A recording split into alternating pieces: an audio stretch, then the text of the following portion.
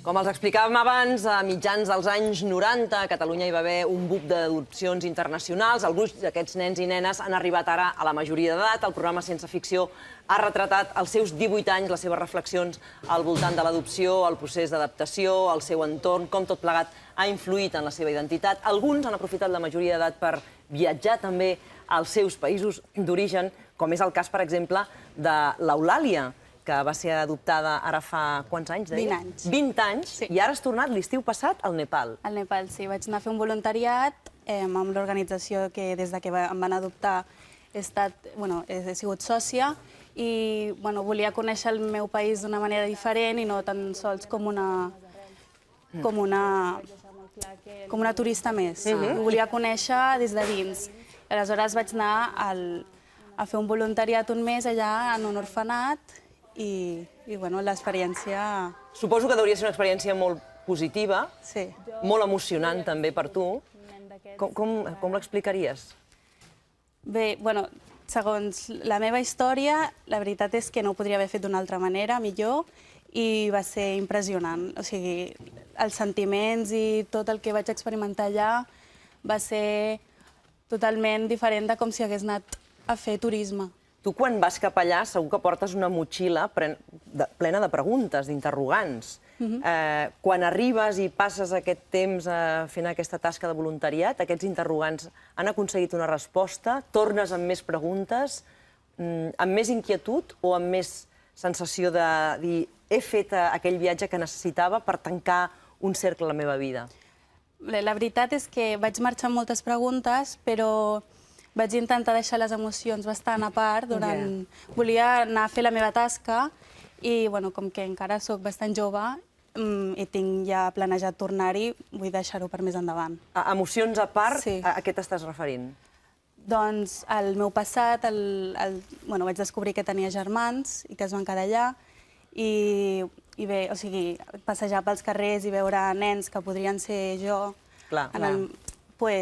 toca una mica, però vaig intentar deixar bastant les emocions a part perquè si no potser m'hagués derrumbat. Clar, perquè per més que durant tots aquests anys que has estat aquí i vas parlant amb els teus pares biològics sobre la teva adopció, sobre la teva situació, amb tot el que t'expliquen, suposo que quan arribes allà i quan t'enfrontes al teu passat i als teus orígens biològics, el fet, per exemple, de tenir germans, que tu ja ho sabies, tu ja ho sabies, i per tant, allà hi ha la possibilitat de conèixer-los. Els vas arribar a conèixer? No. No els vas arribar a conèixer. No vas voler conèixer-los? És que m'ho van explicar tot just abans de marxar. Abans de marxar et diuen, tens germans, i estan allà. I què et diuen? T'ofereixen la possibilitat de poder-lo conèixer? Ho coneixes o no? La cosa és que es van escriure cartes des del 1994 fins al 2000 amb els meus tiets, que estaven amb els meus germans. I enviaven diners perquè poguessin anar a l'escola. Aleshores, el 2000 es van deixar de rebre cartes i només tenim un districte de correus i, clar, no tenim res més. Aleshores, jo ara sí que després del documental, havent reflexionat bastant, he decidit posar-me en contacte i intentar a veure si els trobem. A veure si els trobem i com els trobes, no? I com els trobo. Tens alguna idea de com estan?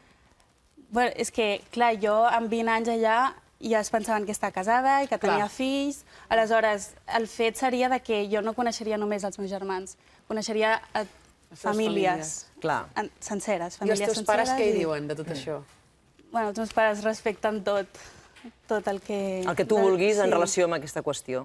Sí, sí. La veritat és que no ens havíem parat mai a parlar sobre el tema i no és que l'evités, però no estava decidida en aquell moment d'afrontar-m'hi. I en el teu cas, Ierus, tu has tornat a Etiòpia un parell de vegades? He tornat 2 vegades com a cooperant, soc cooperant d'IPI, i és una experiència magnífica perquè, com diu ella, no tornes com a turista, formes part d'aquell país, però tornes a poder fer alguna cosa, ajudar d'alguna manera, i és una satisfacció molt gran. Explica'ns la teva història. Quant temps fa que vas ser adoptada? Farà 8 anys, al juny.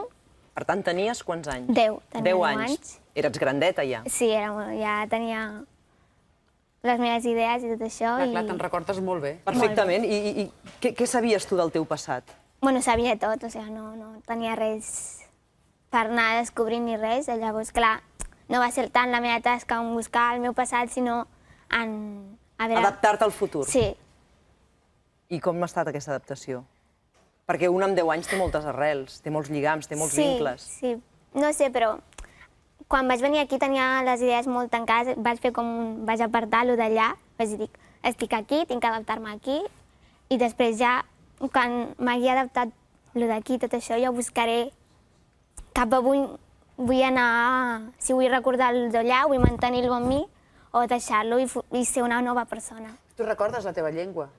Sí, de recordar-la sí, però no la parlo. No la parles, però no l'has oblidat. Sí, no.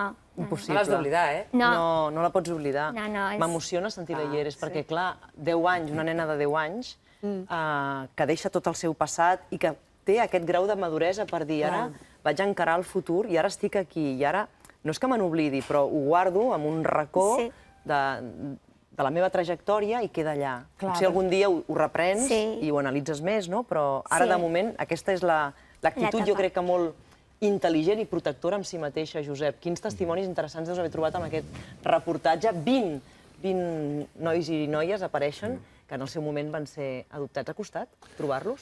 No costa. Realment, quan fas la feina per un documental, doncs de seguida vas a buscar entitats, o en aquest cas l'Institut Català d'Acollida i Adopció, que ens va adreçar cap a les ECAIs i els gabinets psicològics que tracten aquests temes. Ens van donar una llista de persones i vam començar a contactar. El que costa més és parlar-hi i que surtin coses. Evidentment, la selecció va ser això, agafar la gent que tinguessin les històries més diverses i que, a més, fossin capaços d'explicar-les. El cas de la Lleros és un cas que, clar, al marxar d'allà amb 10 anys, ella sabia moltes coses de la seva vida anterior i pren la decisió, a més, de que vol anar a un orfenat. I quan la pren i a continuació ve aquí a Catalunya, doncs també entén que està començant una vida nova. Per tant, buscàvem aquest tipus de testimonis. L'adaptació ha sigut fàcil, Lleres? Sí. Sí? Què és el que més t'ha costat? El menjar.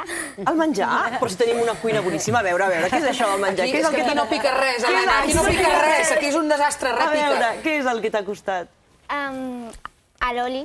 A l'oli no t'agrada? No puc amb l'oli d'oliva, és el que m'ha costat més, però... Que curiós. Quina cosa tan exacta, que curiós. Però l'altre no, ni amb la gent, ni res. Si jo no mostrava cap dificultat perquè em coneguessin, la gent tampoc mostrava res. La integració, per tant, ha sigut fàcil. T'has trobat una societat oberta, que t'ho ha posat fàcil, que no t'ha fet sentir en cap moment diferent. No, hi havia alguns moments, trobava la manera de poder-lo solucionar, de mostrar-los que sóc igual, encara que sigui d'un altre país o d'un altre color, sóc igual que... És una excepció el cas de la Lleros, perquè algun entrebanc es troba en el procés d'adopció. És a dir, una adopció tampoc no sempre és un camí de flors i violes, Josep. No, home, no sabria dir quin és el percentatge de gent que té una adopció feliç i quin el que no. Més aviat diria que hi ha molts casos que no, el que passa és que no aflora sempre, no? Llavors la Lleros... Per l'actitud mateixa que tenim nosaltres, per exemple, els catalans, que normalment ja no deixem aflorar les coses. Exacte. Sí. Bueno, i perquè els pares també, i m'incloc, els pares tendim a pensar que un cop el nen o la nena ha arribat a casa nostra, el vincle emotiu es fa fort i això ho resol tot. I resol moltes coses, però la història la porten dins. Més o menys conscients, amb 10 anys o amb 15 dies, els nens tenen una consciència de sensacions, si tu vols, no? I això no s'oblida mai. Escolta, i Lleros, i clar, l'adaptació amb els teus nous pares quan tens 10 anys, com és? És a dir, quan els vas sentir pares? Quan els vas estimar, tu? Va ser de seguida? A l'orfenat ja tenia les idees clares, que no sabia quan marxaria de l'orfenat, vaig dir, mira, si tinc pares, són els meus pares, els diré papa i mama, perquè és el que tinc, i ja està. Però tinc uns pares genials, i a més són molt oberts, s'assemblen molt a mi, llavors ens van fer de seguida. Tens més germans? Aquests pares, els teus pares tenien altres fills? Tinc 2 germans, que són més grans que jo i... Són fills biològics dels teus pares, en aquest cas? Sí. I suposem que tu els deus fer una mica de cuina, tio, pare. Sí. Tota la família menja picant, ara. Per tant, el pa amb tomat a res de res. No, a mi no m'agrada. A veure, què fort? No li agrada l'oli. La truita de patata no t'agrada la truita de patata? Un dia em va explicar que quan la seva mare fa la cuina, després ella va i afegeix el picant. Però això ho entenc una mica, jo. Que bo. Bé, en el teu cas, Eulàlia, quan vas viatjar al Nepal, vas poder gravar algunes parts d'aquest viatge i fins i tot vas fer entrevistes a nois i noies que estaven en un centre de joves desemparats. I voldríem compartir amb els espectadors el que algun d'aquests joves et va explicar. You know what is adoption? Yeah, What do you think about it? about it. If somebody take me other countries, I'll be very happy. And I'll be too much happy more than this country. Quants anys tenia aquest... Aquest noi, vaja, no ho pot dissimular, eh? 16 anys. I tu com li vas explicar quan la conversa com va continuar? Perquè acabem de veure un petit fragment, que després tindrem oportunitat aquest vespre de veure el reportatge, però... Bueno, la idea era fer petites entrevistes i preguntar sobre el concepte de l'adopció, però aquesta va ser la primera que vaig fer i l'última, perquè la veritat és que no t'esperes aquest tipus de respostes i em va tocar bastant. Aleshores vaig decidir ja deixar-ho aquí i fer gravacions simplement de com jugaven els nens, com passàvem l'estona nosaltres amb ells, però va ser bastant... Perquè tenies clar que tu eres una privilegiada davant d'ell i ell així t'ho feia notar. Abans apuntaves el com pesa el passat en aquests nens, en aquests joves, en aquests adolescents, les teves filles en aquest moment que són, no? Quin és el pes del passat? Jo crec que el mínim que hi ha sempre és aquesta sensació de que si van ser abandonats, fossin o no conscients, amb 15 dies o amb 10 anys, per què van ser abandonats, no? Quan és per una situació de rebuig, que no és el cas de la Lleros, perquè desgraciadament es va morir la seva mare, quan és una situació de rebuig, els nens s'emporten la idea de que alguna cosa van fer mal feta, que no han estat acceptats.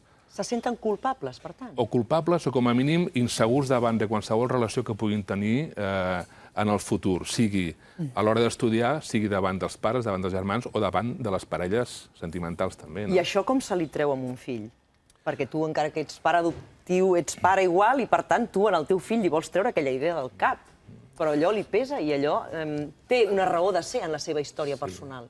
Clar, jo no sóc expert, jo sóc pare i sóc periodista, he fet aquest documental. El que m'han dit però has viscut una experiència, en primera experiència, o sigui que... És força difícil. L'única cosa que et diuen és donar sempre la sensació que estàs al seu costat, no voler intervenir més del compte, no voler dir sempre, escolta, amb això no et preocupis, no, senzillament estàs allà, ho entens i ajudes. I ells t'aniran demanant, perquè si vols intervenir més del compte, llavors també és un problema. Us trasllado la pregunta a vosaltres. Com pesa el passat i com aquest passat, en algunes ocasions, fa la vida més difícil en la relació amb els vostres pares? No ho sé, depèn de com manegis tu el teu passat, perquè si deixes que se't posi entremig a la relació amb els teus pares, llavors suposo que serà difícil. Però si tu saps aprofitar el teu passat per tenir una relació més afectible o així amb els pares, no té que tenir cap problema. I en el teu cas, Eulàlia? En el meu cas, bueno, la relació amb els meus pares és completament igual com d'una família biològica i catalana. El passat, per tant, el passat no té cap pes. En el meu cas, no, no sé en els altres. En el teu cas, no. Però en el meu cas... En el cas d'altres nois o noies que heu conegut, a Catalunya hi ha 60.000 joves que estan adoptats. Suposo que això també ajuda, no?, en la mateixa integració. Ho heu compartit alguna vegada? Heu parlat d'aquest pes del passat amb ells? En algun cas, sí. En algun cas dels nostres companys que han fet el documental, sí.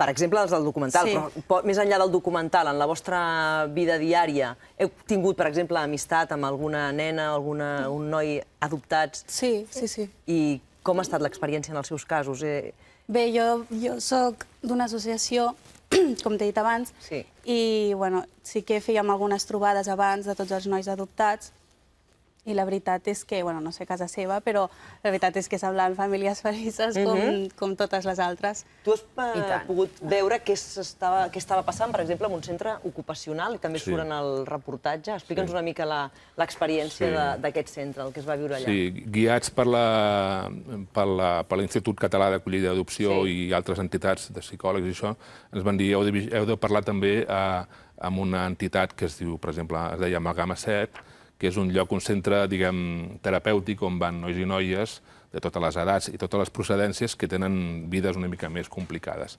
En aquest centre hi ha un tant per cent elevat de nanos que són adoptats. Quin tant per cent? Mira, aquí és una dada molt curiosa. Representa que els nois adoptats dins de la població adolescent representen només un 0,1%. Que és poc. I, en canvi, en aquest centre, que no és només una mostra, no vol dir que sigui aplicable a tota la societat, són un 20% els nanos que estan allà, d'un 0,1 a un 20%. És a dir, és una diferència gran en relació amb la quantitat de població adoptada. Sí, i torno a dir, hi ha moltes adopcions d'èxit, moltíssimes. Aquí davant jo crec que en tenim dos bons exemples, però també n'hi ha algunes que, pel que sigui, aquest problema original es complica i llavors cal anar a un centre una mica més preparat. Tu, que a més ho has viscut en experiència pròpia, no? Una de les coses que penso que ha de ser més difícil per un pare adoptant és dosificar la informació. Quin és el bon moment per explicar-li al fill allò? I de quina manera? I allò que sempre parlem de la veritat, s'han d'explicar les veritats en majúscules i tota la veritat? O potser no cal explicar-ho tot? Quan toqui, quan ho vegis que toqui. T'ho demana ell? Ho pots veure que ho demana. Molt sovint els pares ens pensem que cal anar amb la veritat pel davant, perquè ens han educat que la veritat és constructiva i positiva, però en aquest cas s'ha de veure quan es dona. Més que res perquè la veritat no és perfecta, Pot fer mal. O pot crear una pregunta que encara no, com que no té resposta, doncs encara pot fer més mal. Llavors, quan faci falta, com amb molta cura, apartar els interessos personals com a pares de dir jo vull tornar-hi, vull que ho entenguin, vull que ho sàpiguen tot, no. Quan vegis que els fills ho demanen, no? I dosificar-ho sempre. I suposo que també hi ha moments en què els fills adoptats fan un procés com de rebuig d'aquell passat seu. Què passa en aquestes ocasions? Quin és el paper del pare adoptant? El teu fill no vol saber res del seu passat, però això ha existit. Intentar acompanyar. O sigui, realment no estàs fent de psicòleg, no pots fer-ho, ets el pare o la mare adoptiva, no? Has de fer de psicòleg, no pots posar-te al costat del nen o noia i totalment a favor, sinó acompanyar-lo. El procés l'ha de fer ell. En el documental hi ha 2 o 3 inserts de companys d'elles que ho diuen, pots plorar, et farà falta plorar, i cal saber que els pares hi són, no cal que estiguin a sobre, cal saber qui són que estan per allà al costat. Jo recordo un dels debats que vam tenir en aquest programa ara fa 10 anys, justament, que era parlar de la, entre cometes, moda de les adopcions, un tema que va generar una certa polèmica, inclús quan es va verbalitzar d'aquesta manera, la moda de les adopcions, però és que hi va haver com un boom per aquella època, parlant dels anys 90. Entenc que aquest reportatge té aquesta raó de ser 18 anys després. Quin balanç en fem d'aquestes adopcions? Tu, des de l'experiència de pare adoptant, però també com a periodista, quin balanç en fas? Jo crec que és un balanç positiu, això segur. Inclús des d'un punt de vista social, diguem, això ha enriquit la nostra societat. De ser un grup social més o menys català, europeu, que hi havia immigrants però que poquets, això ha enriquit la societat. És una experiència que serveix per tothom, inclús a les escoles també ha servit. I tant. A cada classe dels nens més petits hi ha, podem dir, 2 nens que han estat adoptats. Jo crec que els nens d'ara ho viuen amb una gran naturalitat. Ara, als 6 anys, és quan comencen a preguntar coses de l'origen, d'on han vingut, i tots s'ho expliquen, i amb una gran naturalitat. I jo veig els seus pares i els veig tan feliços i contents, tan alegres. A l'escola vostra hi havia altres nens o nenes adoptats? Nosaltres som més grans, una mica més grans. Vosaltres sou més grans i en el teu cas? Jo, que recordi, no. Jo estic d'acord amb l'Empar. Jo, els casos que conec de les classes dels meus fills, és una integració absoluta. Totalment, que no hi ha tema, vaja, no hi ha tema, no? És a dir, quan ho estaves dient, d'entrada he pensat que no hi havia nens adoptats i de cop m'he donat compte que n'hi havia 2 per classe. I que s'ho expliquen. Però és que és l'absoluta normalitat, no? I llavors un t'ho explica, jo soc de la Xina, i s'ho expliquen amb una gran naturalitat, com ha de ser. Doncs escolta, moltes ganes de veure ja aquest Sense Ficció d'aquest vespre. Això serà a quina hora? A partir de les 10, 10 i 20, em sembla que és, no? A partir de les 10, doncs, el Sense Ficció d'aquesta casa. Adopcions 18 anys després. Moltes gràcies a totes dues. Què? Nervis fora ja, no? No hi ha hagut nervis, ja us ho deia abans. Eulàlia i Lleros, moltíssimes gràcies. No diguis que ja t'hi quedes, que t'hi quedaràs. Per ser amb nosaltres aquest matí. Nosaltres fem una petita pausa.